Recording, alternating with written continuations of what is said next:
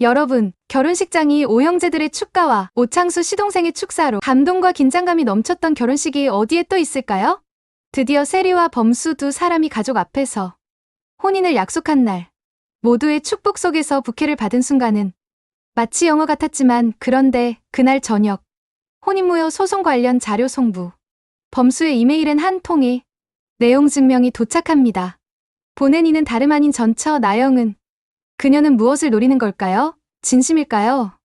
아니면 마지막 뒤집기를 노린 함정일까요? 세리는 충격에 빠지고 범수는 괴로움에 잠 못 이루는 밤을 보냅니다. 진짜로 결혼이 무산될 위기일까요? 하지만 여기서 끝이 아닙니다. 51회로 종영 아닌 것 아시지요? 시청자님들의 애청으로 사회 더 방영하기로 했답니다. 앞으로 반전의 반전이 펼쳐지길 기대하며 이야기 시작합니다. 구독, 좋아요 부탁드립니다. 정말 이 결혼식이 끝이 맞는 걸까? 누군가는 그렇게 믿고 싶었지만 어떤 이들은 이 순간부터 또 다른 시작이란 걸 이미 예감하고 있었다. 한동석과 마광숙의 결혼식은 모두의 축복 속에 마무리되었다. 마광숙은 드디어 평생을 믿고 의지할 남편을 만나 더 이상 외롭지도 불안하지도 않은 삶을 살아가게 되었다는 사실에 울컥했고, 한동석 역시 이제야 진짜 가정을 꾸렸다는 안도감에 입가에 미소를 머금었다. 두 사람의 손을 맞잡은 순간 오랜 세월 동안 가슴에 맺혔던 눈물과 상처는 조용히 흘러내렸다. 그 결혼식에서 범수와 세리는 모두가 보는 앞에서 부케를 받았다. 주위에서 건넨 말, 부케 받은 사람은 6개월 안에 결혼하는 거라니까. 그 한마디가 어쩌면 장난 같았지만 세리는 그 말이 괜히 가볍게 들리지 않았다. 자신도 모르게 범수의 손을 더 꼭 붙잡았다. 범수는 그런 세리를 따뜻하게 바라보며 조용히 손등을 어루만졌다. 세리야, 우리 정말 6개월 안에 결혼할까? 나 사실 무섭기도 해. 아빠가 그러고 갔잖아. 마지막이라고 그게 무슨 뜻일까? 세리의 눈가에 또다시 눈물이 고였다. 독고탁은 마광숙 한동석 결혼식이 끝난 뒤 세리에게 마지막이라는 말을 남기고 떠났다. 세리는 그 말의 의미를 알 것 같으면서도 모를 것 같아 가슴이 답답했다. 마지막, 도대체 무엇이 마지막이라는 걸까? 아버지 독고탁이 세리에게 건넨 그 의미심장한 인사는 곧 무언가를 암시하고 있었다. 아빠 설마 죽으러 가는 거 아니지? 그러면 안 돼. 세리는 눈물로 밤을 지새웠다. 범수는 그런 세리를 묵묵히 안아주었다. 괜찮아. 세리야. 무슨 일이 있어도 난 내 곁에 있을 거야. 그리고 내 아버지. 아직 완전히 우리 곁을 떠난 게 아니야. 분명 돌아오실 거야. 그러나 범수도 알 수 있었다. 독고탁이 남긴 마지막 말. 그리고 세리의 오열 속에 숨겨진 절박한 불안. 그것은 단순한 감정의 폭발이 아닌 무언가 다가오고 있는 불길한 예감이었다. 며칠 뒤 세리는 독고탁의 행방을 찾으려 했지만 독고탁은 모든 연락을 끊고 사라졌다. 그 소식에 세리는 다시 주저앉고 말았다. 범수는 그녀의 손을 꼭 붙잡았다. 우리 혼인신고부터 하자. 지금? 그래. 부케도 받았고 6개월이 아니라 지금 바로 오늘. 그래야 내가 흔들리지 않아. 우리 가정부터 제대로 세워야 해. 세리는 그 말에 처음으로 미소를 지었다. 두 사람은 조용히 동사무소를 찾아가 서류를 작성했다. 범수의 손에 이끌려 세리는 도장을 꾹 눌렀다. 범수 역시 서명하면서 조용히 속삭였다. 이걸로 우리 진짜 가족 됐어. 그 순간 세리는 비로소 작은 평온을 되찾은 듯했다. 한이 역시 범수와 세리 사이에서 환하게 웃었다. 가족이라는 단어가 이토록 따뜻하게 들렸던 적이 있었던가. 그러나 그렇게 순조롭게 흘러갈 리 없는 것이 인생이었다. 며칠 후 또다시 범수 앞으로 날아온 한 통의 내용 증명. 혼인 무효 소송 예고. 보낸 사람은 다름 아닌 나영은이었다. 나영은은 결코 포기하지 않았다. 그녀는 여전히 한이 그리고 범수를 자신의 소유물이라 착각하고 있었다. 넌 절대 나 없이 못 살아. 그 여자는 곧 내 옆에서 사라지게 될 거야. 나영은은 이미 법적 절차를 준비하고 있었다. 한이가 자신의 아이가 아니란 진실이 밝혀졌음에도 불구하고 그녀는 무리하게 억지를 부렸다. 자신의 명예를 위해, 자신의 고집을 위해, 자신이 쌓아올린 가식적인 인생을 위해서 범수는 다시 한번 변호사를 찾아갔다. 또입니다. 저 여자가 또 우리 가정을 흔들려 합니다. 변호사는 고개를 끄덕였다. 이번엔 더 치밀하네요. 이건 단순한 감정 소송이 아닙니다. 위조, 허위, 악의적인 조작까지 포함되어 있어요. 세리는 눈물을 삼켰다. 교수님, 아니 남편. 우리 절대 지지 말아요. 나 다시는 포기 안 해요. 우리 한이 위해서라도. 범수는 고개를 끄덕였다. 이번 싸움은 결혼보다 혼인신고보다 훨씬 더 무겁고 치열한 싸움이 될 것이다. 한편 한동석과 마광숙은 신혼의 단꿈에 젖어 있었다. 하지만 박정수는 뭔가 불길한 기운을 느꼈다. 광수가, 나 그 독고탁 영감이 좀 신경 쓰여.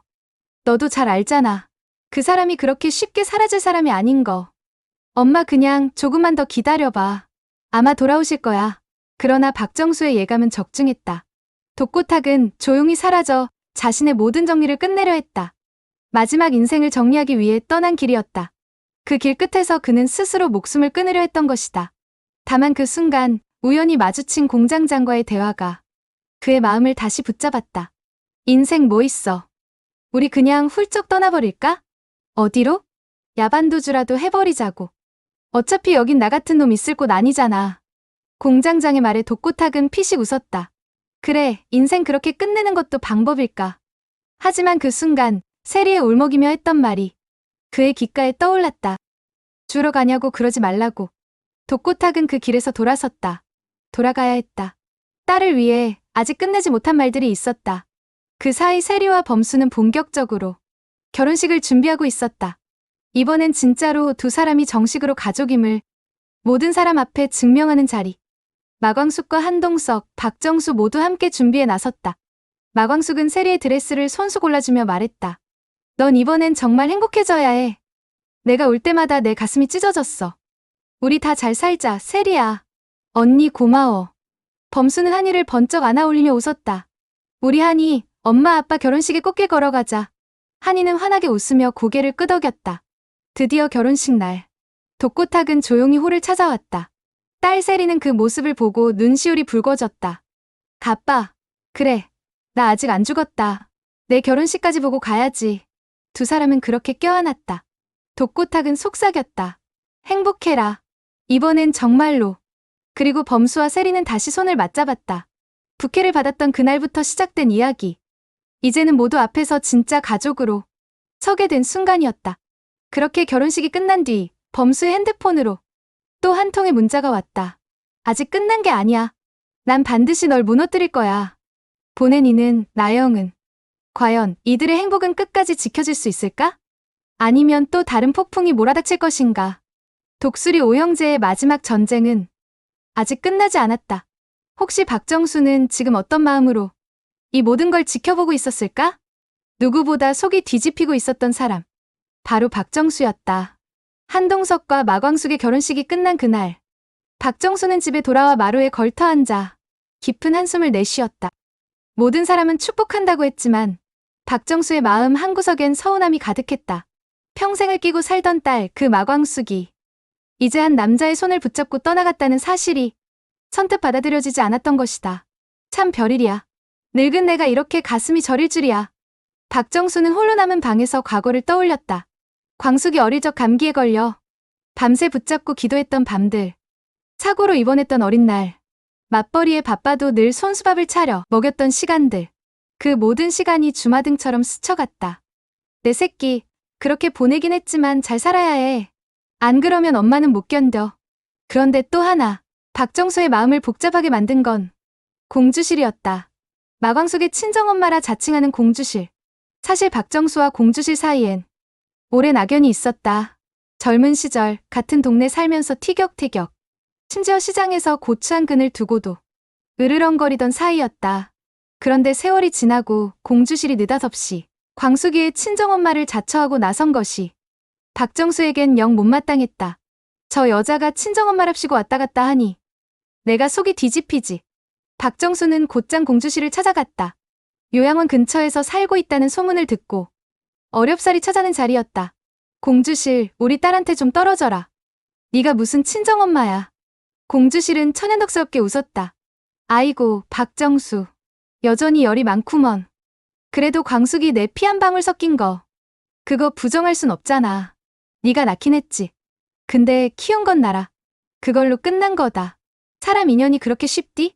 세월이 돌고 돌아도 결국 내 새끼 아니겠어? 두 노인은 그 자리에서 또 입씨름을 벌였다. 그러나 박정수도 알았다. 광숙에게 공주실의 존재는 이제 어느 정도 받아들여야 할 현실이라는 걸. 그래서 씁쓸하게 돌아서며 한마디 남겼다. 그래, 광숙이 앞에서만이라도 사이좋은 척하자. 그 애 속상하게 하진 말자. 그날 이후 박정수는 공주실과 어색한 동맹을 맺게 됐다. 그들은 함께 한동석과 마광숙의 시원집 인테리어에도 참견하고 냉장고엔 뭐가 있어야 한다느니 잔소리도 퍼부었다. 그러면서도 속으론 한마음이었다. 광숙이만 잘 살면 된다. 그거면 됐다. 그 와중에 또 한 사람이 있었다. 세리의 엄마, 장미애. 독고탁과 이혼한 뒤 줄곧 홀로 살아온 장미애는 요즘 들어 갑자기 마음이 심란했다. 딸 세리가 범수와 결혼을 준비한다는 소식, 그리고 독고탁이 마지막이라는 말을 남기고 사라졌다는 이야기에 괜스레 마음이 뒤숭숭했다. 장미애는 독고탁을 찾아갔다. 왜 또 마지막이래? 무슨 생각인데? 독고탁은 말없이 담배만 꺼냈다. 죽겠다고? 그딴 소리 하지 마라. 지금까지 어떻게 살아왔는데 네가 죽으면 우리 세리는 또 어떡하라고. 독고탁은 고개를 숙였다. 미안하다. 너한테도 세리한테도 못난 아빠라. 장미애는 한숨을 내쉬었다. 못난 거 알면 살아. 살아서 책임이라도 져. 난 더 이상 너한테 바라는 거 없어. 세리 행복하게만 해줘. 그래, 알겠다. 장미애는 돌아서며 조용히 눈물을 훔쳤다. 혼자 살아온 세월, 독고탁에 대한 미련 따윈 다 버린 줄 알았건만 막상 그가 저렇게 주저앉아 있으니 마음 한구석이 쓰렸다. 며칠 후 장미애는 세리를 불렀다. 너 진짜 범수랑 결혼할 거니? 응, 엄마. 나 이번엔 흔들리지 않아. 우리 한이랑 교수님이랑 가족이 될 거야. 그래, 잘했다. 이번엔 절대 울지 마. 절대 행복하게 살아. 장미애는 딸을 꼭 안았다. 그러면서도 속으론 독고탁을 걱정했다. 쓸데없이 또 사고 치지 말아야 할 텐데. 그러는 사이 공주실은 요양원 친구들과 수다를 떨며 입방아를 찍고 있었다. 우리 광숙이 이번에 아주 잘 갔어. 그 집안이 어딘 줄 알아? 한동석 회장 집안이야. 나도 이제 사돈이 재벌이지 뭐. 친구들은 코웃음을 쳤다. 그래봤자 요양원 신세인 게 변하겠어? 공주실은 툴툴거렸다. 그러니까 내 말이 나도 이참에 한번 호화롭게 살아봐야지. 마광숙 시집 잘 간 김에 나도 골든 캐슬로 옮길 거야. 어머, 생각만 해도 좋다. 공주실은 그렇게 또 새로운 야망을 품고 있었다. 요양원 탈출, 그것이 그녀의 새로운 꿈이었다. 하지만 박정수는 그런 공주실을 또 못마땅하게 여겼다. 그 노인네, 제발 좀 조용히 살았으면. 광숙이 피곤하게 하지 말고. 그렇게 각자의 마음이 얽히고 설키는 가운데 범수와 세리는 결혼 준비를 차근차근 해나갔다. 웨딩홀 예약, 청첩장, 스드메 모든 과정에서 박정수와 공주실은 은근히 경쟁하며 혼수를 두었다. 드레스는 단정한 게 최고야. 아니지, 요즘 애들은 어깨 좀 내놓는 게 유행이야. 결혼식엔 국수가 빠지면 안 돼. 무슨 국수야. 요즘은 케이터링이 대세야. 결국 두 사람은 또다시 티격태격했다. 그 모습을 지켜보던 마광숙은 한숨을 쉬었다. 동석씨, 우리 결혼식 땐 조용했는데 세리는 더 복잡하네. 동석은 웃었다. 그러니까 결혼을 늦게 해야 조용한 거야. 결혼식 준비가 무르익던 어느 날, 세리는 범수와 함께 식장 리허설을 마치고 돌아오는 길에 조용히 입을 열었다. 그녀의 목소리는 평소보다 훨씬 낮고 떨려 있었다. 교수님, 우리 정말 잘 살 수 있을까요? 잘 산다는 말이 이렇게 무겁고 간절하게 들렸던 적이 있었던가. 그리고 조용히 세리를 바라봤다. 세리는 한동안 창밖을 보고 있었지만 이내 범수의 눈을 마주했다. 세리야, 우리 이미 잘 살고 있어. 잘 살기 위해 가고 있는 길이잖아. 우리가 함께 웃고 함께 울고 또 이렇게 손을 놓지 않고 있는 이 순간. 그게 증명이야. 세리는 그제야 마음이 조금 놓였다. 말없이 고개를 끄덕이며 범수의 손을 잡았다. 응, 맞아요. 난 지금 이 순간만으로도 충분해요. 교수님 곁에 있으니까. 두 사람은 그렇게 손을 맞잡은 채 범수와 세리는 자연스럽게 웃음을 지었다. 세리의 뺨에 미소가 스며들었다. 그러나 그런 평온한 시간도 잠시였다. 집에 돌아온 범수의 핸드폰에 도착한 문자. 넌 끝난 게 아니야. 나영은. 그 한 줄의 문장이 두 사람의 심장을 덜컥 내려앉게 했다. 세리는 그 문자를 보고 눈빛이 달라졌다. 저 여자는 아직도. 범수는 세리를 안심시키려 애썼지만 마음 한구석 불길함은 떨쳐낼 수 없었다. 그동안 나영은이 벌인 일들, 그 광기와 집착은 단순히 지나가는 소나기로 끝날 수준이 아니었다. 그녀는 여전히 그림자처럼 두 사람 곁을 맴돌고 있었다. 하지만 이번에는 달랐다. 이번에는 더 이상 도망치거나 피하지 않을 준비가 되어 있었다.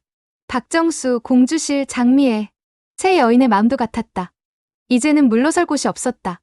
딸들을 위해, 손주를 위해 이젠 누구든 맞서 싸울 준비가 되어 있었다.